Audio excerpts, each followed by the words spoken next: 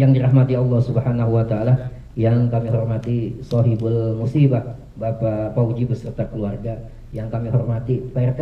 Wah, alhamdulillah Pak RT hadirnya. Mudah-mudahan sehat. Amin, amin. Panjang umur kami ini, alhamdulillah. Sudah sehat Pak. Ya mudah-mudahan ya.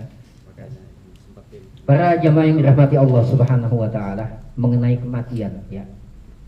Ini kemarin Ibu Zuraidah duluan dipanggil. Sebetulnya nasib kita sama dengan Ibu Zuraidah yang telah mendahului ini kematian. Iya, karena di dalam Al-Qur'an dijelaskan dulu.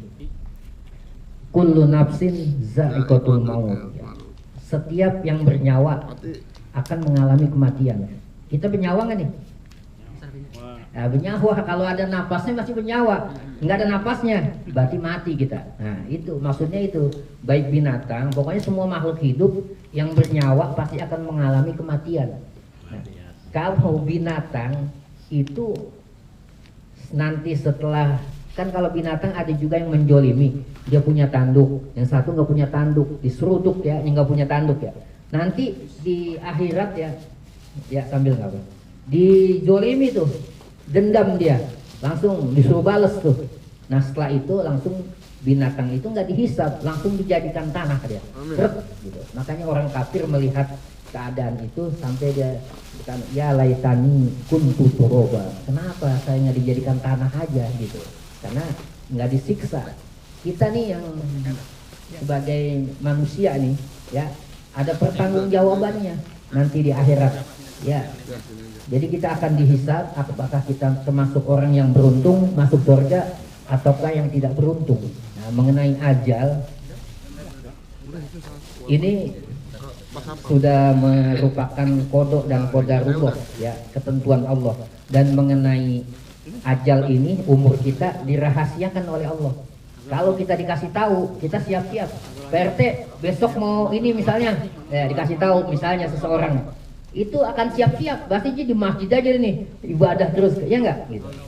Iya nggak mau pulang karena dia emang siap-siap untuk ibadah karena udah dikasih tahu.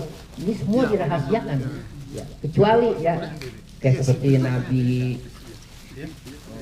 Nabi Ibrahim ya. Nabi Ibrahim ketika didatangi oleh malaikat Israel ya, itu dia berdialog, Assalamualaikum. Dia udah tahu nih Nabi Ibrahim ngapain ini, malaikat Israel mendatangi saya, kata dia begitu. Akhirnya ditanya ya, ini kalau bahasa orang Surabaya sampean mau silaturahim apa mau tugas ini? Pertama silaturahim, kedua tugas. Ya tugas maksudnya mencabut nyawa Nabi Ibrahim gitu. Kemudian lah kata Nabi Ibrahim, saya ini kekasih Allah ya, Khalilullah, kan gelarnya kan Khalilullah atau Habibullah ya, Nabi Ibrahim. Saya ini kekasih Allah, masa kekasih mau dicabut nyawanya? Udah akhirnya malaikat Israel balik pulang dah tuh menghadap ke Allah. Setelah menghadap ke Allah, kata Allah, wah nggak tahu nih katanya kan Nabi Ibrahim. Bilang sama Nabi Ibrahim, wahai malaikat Israel, sampaikan salam saya. Ini kekasihnya mau bertemu gitu. Kekasihnya mau bertemu, nggak mau bertemu sama kekasih, kata Allah gitu. Akhirnya disampaikan tuh melalui malaikat Israel, wahai Ibrahim, dapat salam dari Allah ya, bahwa kekasihnya nih mau bertemu. Kata Nabi Ibrahim, oh iya baik. Tuh, langsung dia siap-siap udah. Tapi sebelumnya kan ya karena dia apa, para nabi tahu.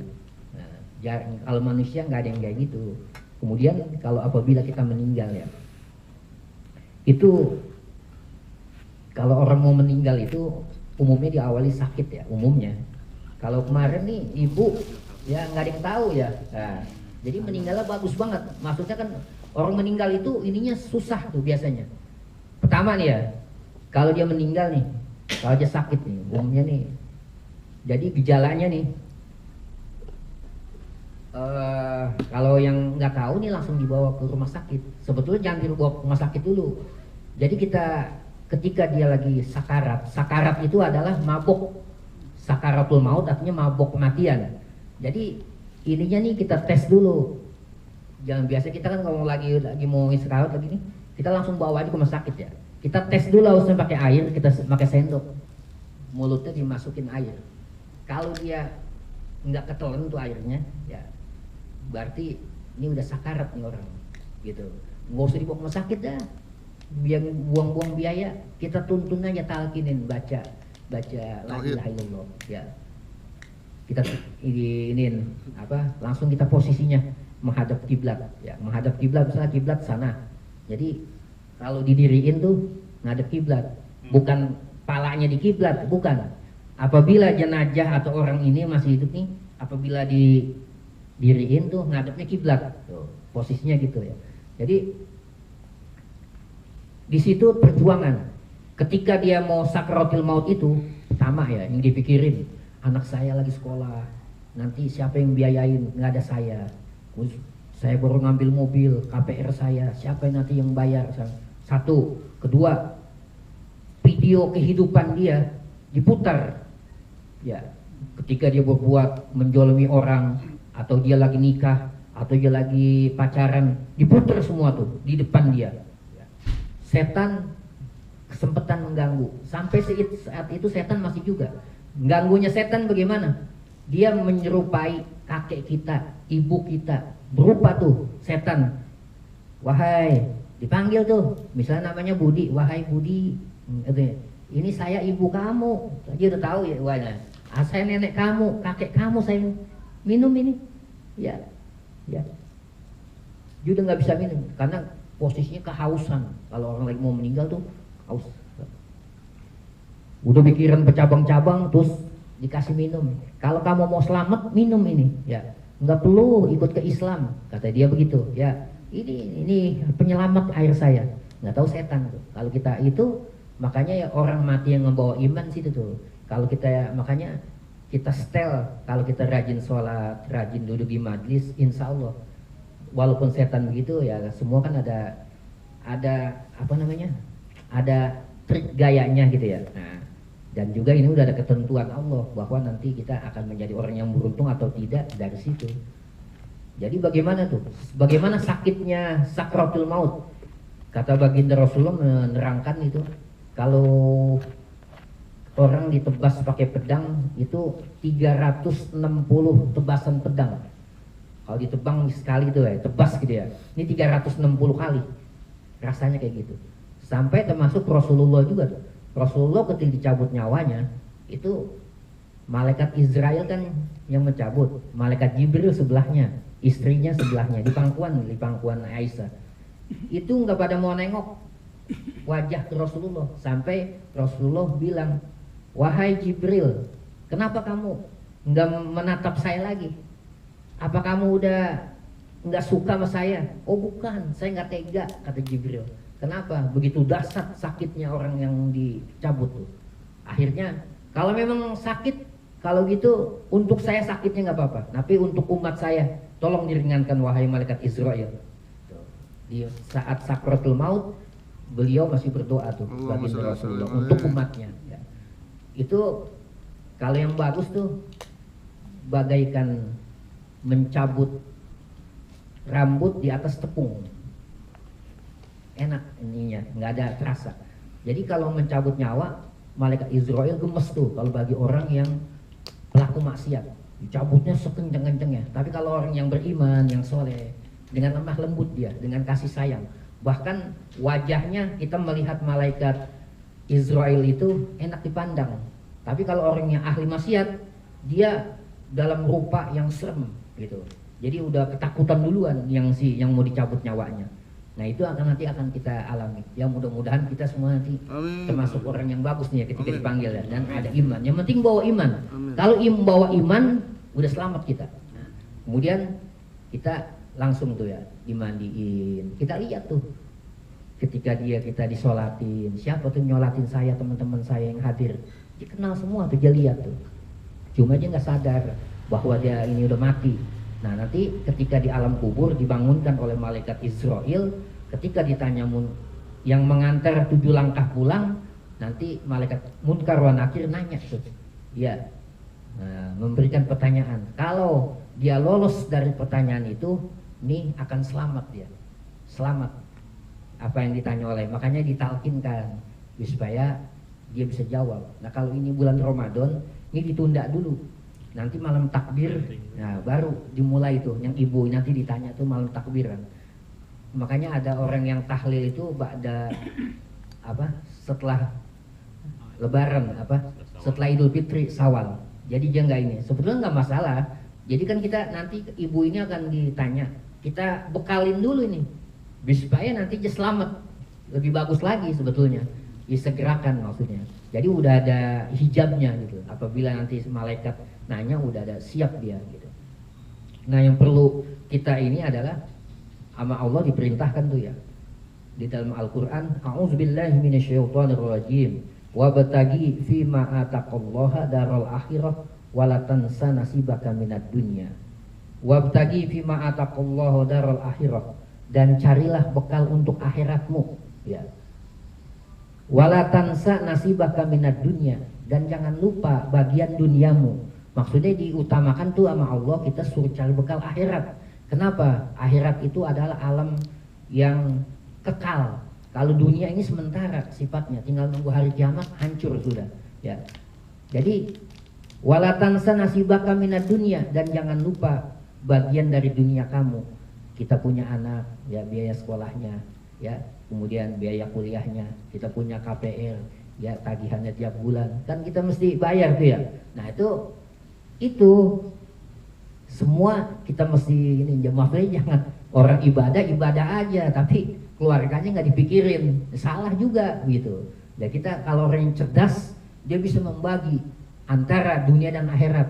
Sekarang dia kerjakan, ini apa urusan dunia ya, kantor misalkan ya. Tapi urusan kantor itu, urusan dunia bisa jadi buat akhirat karena diawali bismillah, ya, dapat ganjaran semua karena niatnya baik buat keluarga ya. Makanya itu yang kita bawa cuma amal nanti ke sana ya. Jadi kalau orang meninggal kan cuma dilapisin kain putih ya. Kalau ibu-ibu di make up mukanya nggak ada gunanya. Kalau udah masuk ke alam kubur udah jadi tanah, nanti dia akan belatung ya. Nanti kita akan dihisab. Nah, kemudian di alam kubur itu ada siksa.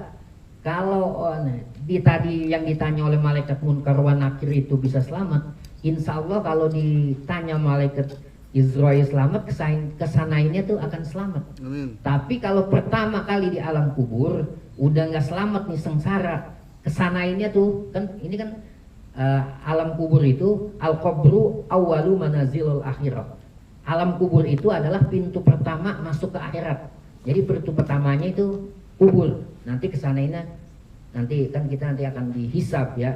Setelah kiamat nanti kita dibangkitkan terus ke padang mahsyar, perjalanan ke sana nanti ya, dihisab. Nah, kita makanya harus mencari bekal amal. Kalau harta yang kita cari nih, ada orang dunia pagi berangkat, pulang sore ya. Pokoknya kerjaannya gitu terus tuh, nggak ada dia sholat jamaah, nggak ngaji atau duduk ke majlis, enggak. Kita ajak nih anak majlis, bilang, bang, ayo ikut saya ngaji di majlis ratib. Wah, saya masih sibuk. Wah, berarti nih orang yang di majlis ratib nih orang pengangguran semua dong nih. Jangan begitu ya, bukan begitu. Kita harus cerdas ya. Kan pulang kerja majlis ratib jam berapa? Waktunya kan Ahad, Sabtu libur kan Minggu, manfaatin. Ini di waktu libur malah manfaatinnya buat goes ya. Jadi hidup ini yang manfaat. Kita kalau mengerjakan hidup nih, kita mancing, ada manfaatnya nggak? Nggak ada manfaatnya. Maksudnya manfaat buat akhirat gitu loh. Jadi apa yang kita kerjakan? Jadi yang Allah berikan mobil, harta kita, kalau bisa sebagai jembatan untuk ke akhirat gitu. Kita punya mobil, bagaimana caranya supaya dapat bisa sampai ke akhirat? Ya kayak di majlis ratib kan kita sebagai ziarah, dipakai mobilnya, nah, terus pakai ngaji kemana, maulid kemana gitu. Ada tetangga kita sakit kita antar, nah gitu. Kita punya uang, nafkahkan, ya nafkahkan, disodakokan jariah. Karena semua ini kata baginda Rasulullah, kullu bani Adam, semua anak Adam itu akan terputus amalnya. Ya. Illa min salasin, kecuali 3. Jadi ini orang meninggal, putus amalnya. Maksudnya apa? dia udah nggak diwajibkan sholat, pahalanya ditutup gitu. Terus nggak bisa sodakoh lagi, ya, ditutup. Tapi dia bisa sodakoh, menerima pahala bisa dari keluarga dan anak-anaknya. Nah ini ada 3, satu yaitu sodakoh jariah. Waktu masih hidup nih dulu dia almarhumah suka sodakoh, ya, suka ngasih tetangga, suka ngasih yang yatim. Nah itu akan jadi jariah, ya. Nanti pahalanya dapat. Nah, kemudian yang kedua, dia punya ilmu yang manfaat, Misalnya dia punya ilmu, ya, dia punya bahasa Inggris, ya. Bahasa Inggris kan urusan dunia, ya, tapi dapat pahala. Kemudian diajarkan tetangganya, dia dapat pahala selama itu dipakai, ya. Kemudian yang ketiga adalah waladun soleh yad'ulah, anak yang soleh dan bisa mendoakan yang almarhum nih. Makanya kalau kita kan sekarang tujuannya lain, ya, punya anak, ya, pengennya PRT kalau kita punya anak maunya bisa kerja, ya. Yaudah, kalau orang tua dulu di sekolahin, yang penting bisa ngaji. Tujuannya itu, kalau bila dia orang tuanya meninggal bisa bacain Fatihah, bisa doain, tujuannya ke sana. Nah, mengenai mayat ini, ya, ini bisa terangkat oleh keluarga yang masih hidup. Suatu contoh, dibacain doa, dibacain istighfar, disodakokan atas nama hadiahnya gitu. Makanya kita yang hidup nih jangan sampai lupa dengan yang mati, karena yang hidup yang mati itu menunggu doa dari yang hidup gitu. Dan semua pekerjaan kita yang hidup akan ditampakkan ke wajah orang tua kita. Seperti Pak Pauji nih, mantu sama istrinya, ya, itu dinampakkan tuh perbuatan dia sehari-hari tuh. Apabila dia sedang maksiat, yang ahli kubur nih keluarganya doain, jangan dicabut dulu ya Allah nyawa anak saya, ya, bisa mendoakan tuh. Nah kemudian apabila anaknya dalam keadaan baik, dia sangat senang kelakuan di alam kubur. Makanya saya mengajak pada jamaah, ya, ya kebetulan yang ada di sini, ya, coba bergabung, ya, ke majlis, bukan majlis ratib aja. Yang di sini kan adalah majlis ratib Sepong Jaya, ya. Majlis mana aja boleh, ya. Yang penting bisa ada bekal ilmu buat akhirat. Sebagai contoh, ya, ada usia orang 40 tahun, ya, dia duduk di majlis, kemudian di majlis itu dijelaskan masalah wudhu misalnya. Ternyata wudhunya salah.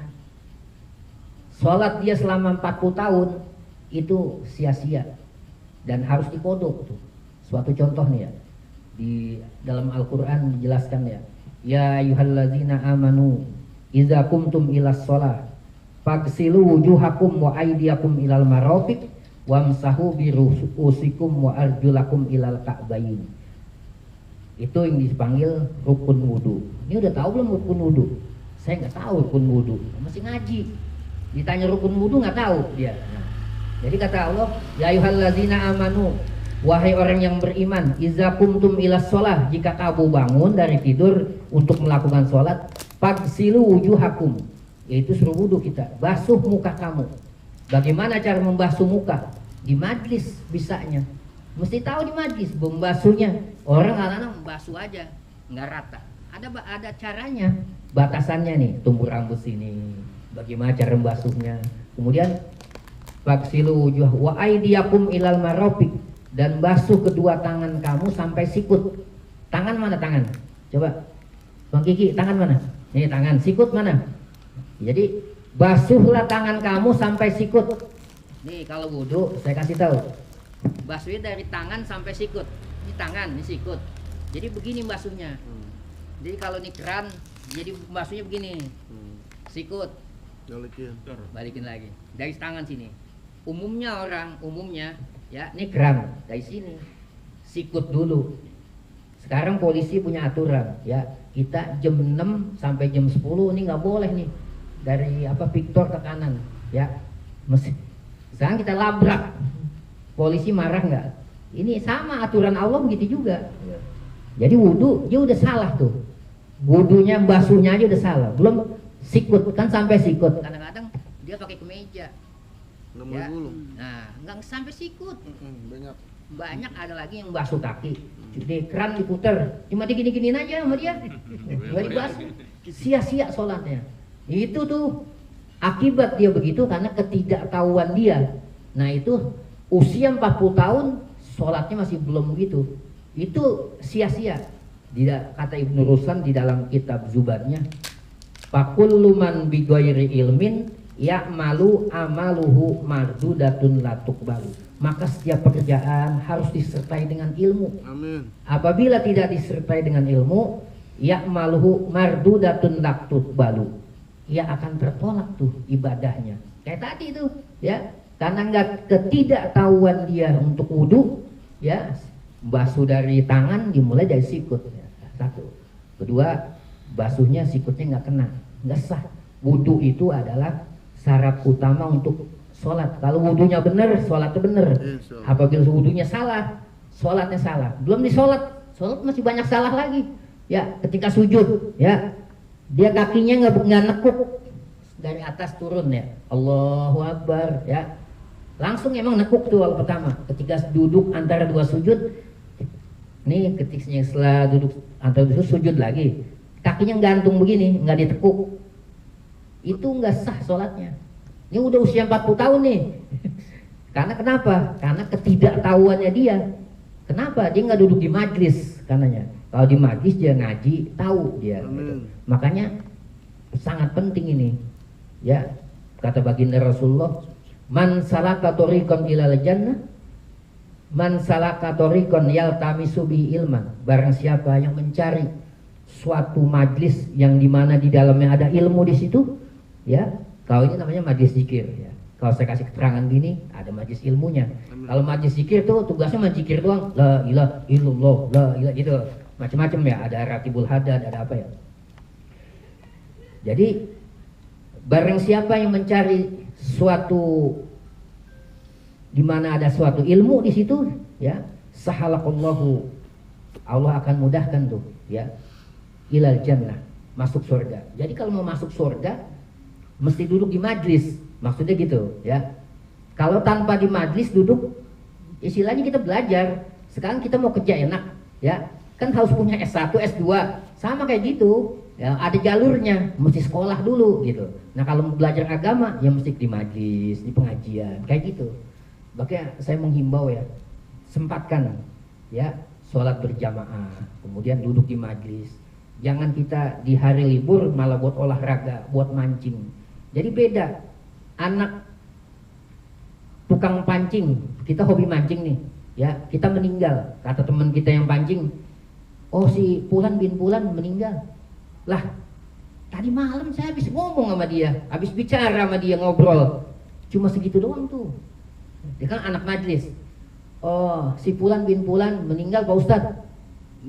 Innalillahi wa inna. Di majlis dibacain Fatihah tuh. Amin. Berapa orang yang hadir sampai ke alam kubur. Jauh bedanya.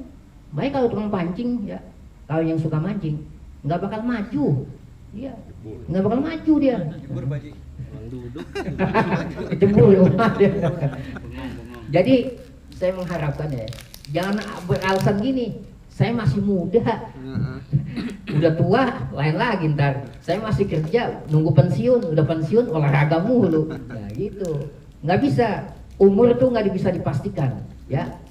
Ya, kadang-kadang ya yang muda lebih duluan meninggal, karena nggak ada patokan. Meninggal muda, meninggal tua ada, meninggal sakit, meninggal sehat. Ada orang sakit, ditungguin sama yang sehat. Yang dicabut nyawanya malah yang nungguin. Nggak bisa buat patokan, gitu. Makanya kita siap-siap, ya. Siap-siap apa? Bekal buat akhirat. Bagaimana ibadah kita? Nanti setelah ini semua di liburnya, nanti orang nih sekarang nih malaikat Israfil, ya, sangkakala, trompetnya ini udah ada di mulut. Kalau udah di mulut, udah sebenarnya tinggal colek aja tuh udah. Nah, makanya kalau lagi apa lagi tahun baru jangan niup trompet. Takutnya ntar malaikat Israfil ngikut-ngikut gitu loh. Jadi begini, kalau malaikat Israfil tiup, ini di alam kubur sekali tiup, ya, yang ada di dunia mati semua, yang masih ada di dunia. Tiupan kedua yang di alam kubur tuh bangkit semua. Setelah bangkit semua, ini perjalanan akhirat, ya. Setelah bangkit langsung digiring sama Allah suatu tempat namanya padang mahsyar. Berapa lama? Wallahu a'lam. Itu dicerita ada yang 1000 tahun, diceritakan di kitab gitu, ya. Itu orang tergantung amalnya. Ada yang berjalan dengan keringatnya apa. Itu semua telanjang orang tuh, tapi nggak ada yang satu pun nggak ada yang lihat kanan kirinya. Kalau sekarang kan di dunia kalau ada yang telanjang kita bisa, iya. Kalau di itu enggak, bener masing-masing karena udah mikirin bagaimana nasib saya, bagaimana nasib saya. Nanti dipanggil satu-satu, semua dihisab. Ketika dihisab, apa yang dihisab? Jadi dalam kata baginda Rasulullah, awwalu ma yuhasabu fil yaumil qiyamah as-shalah. Nanti yang pertama dihisab di hari kiamat tentang seseorang adalah tentang sholatnya, ya. Fa'in wujidat tamatan, apabila sholatnya itu ada kesempurnaan, ya, kubilat wa su'ira amaluh, akan diterima tuh semua amalnya. Jadi sholatnya bener nih, tapi hajinya belum, terus sodakohnya kurang, akan tertutup tuh oleh sholatnya. Fa'inna qasad, apabila sholatnya kurang, ya, ruddat wasairu amali, akan ditolak amalannya. Dia nggak sholat, tapi kalau sodakoh 3 juta, 5 juta, 10 juta, sia-sia karena nggak sholat. Jadi yang penting sholatnya dulu. Nah, sholat ini adalah hablum minallah. Ada juga hablum minanas. Ada orang sholatnya bagus, tapi itu vertikal, ya, apa? Vertikal. Kalau horizontalnya ke manusia. Giliran horizontalnya manusia sama tetangga aja nggak nanya, nggak bagus juga. Jadi mesti dua-duanya nih. Hablum minanasnya bagus, hablum minallahnya bagus. Jadi kata baginda Rasulullah, man tola umruhu wa hasuna amaluhu. Barang siapa yang panjang umurnya, bagus amalnya. Khairun nas, sebaik-baik manusia, khairun nas yanfa'uhum linnas. Dia bisa membawa manfaat untuk yang lain. Maksudnya dalam dia hidup tuh dibutuhin orang nggak? Gitu. Bisa mengajak kebaikan nggak? Gitu. Jadi soal manusia bukan siapa yang terbaik, ya, tetapi dia bisa ngajak kebaikan nggak? Gitu. Terutama ya keluarga kita dah. Makanya masalah sholat nih Allah perintahkan tuh baginda Rasulullah, muru auladakum, ya, bis sholat. Perintahkan tuh anak-anak kamu, ya, untuk sholat.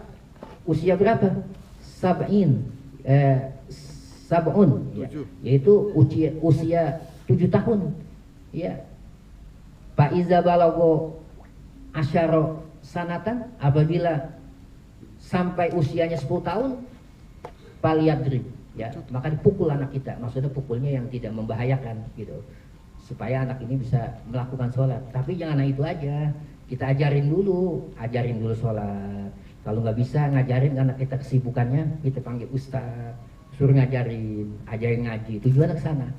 Nanti apabila kita sebagai orang tua nggak mengajarkan agama tentang anak kita akan dipertanggungjawabkan. Nanti anak itu akan melawan. Kalau dia masuk neraka, orang tuanya masuk surga, anak tuh nuntut, ya Rob, orang tua saya nggak ridho dia masuk surga, ya, karena dulu waktu di dunia saya tidak diajarkan agama sama orang tua saya. Makanya jangan sampai anak kita, ya, mudah-mudahan ya, dengan adanya kumpul kita ini, ya, amin, ya, buat introspeksi diri kita. Amin. Ibadah kita udah bener belum? Dan yang udah bener jangan bangga dengan ibadahnya, karena orang masuk surga itu bukan karena ibadah, karena rahmat Allah, ya. Yang penting kita jaga pertama hubungan baik sesama tetangga, sesama teman, ya, kedua sama Allah, ya. Kemudian kita ini masih banyak nih kampung kita, kalau kita naik ke atas aja tuh, ya, tukang-tukang tuh jam 10, jam 9 udah pada minum es. Bener Ramadan. Saya, Masya Allah, astagfirullah, udah ngerokok apa? Ini Ramadan. Nih yang tukang nih, kasih tahu nih temen-temennya nih, si Mas Edi, ya, dia Serpong Jaya nih, tukang di Serpong Jaya. Kasih tahu tuh teman-temannya, ya. Kalau kita diemin aja berarti kita redo tuh, dia nggak pada puasa. Ya, mudah-mudahan, ya, dengan kumpulnya kita begini, ya, ya. Saya bukannya sok ngasih tahu dia, sebelumnya mungkin maaf ya.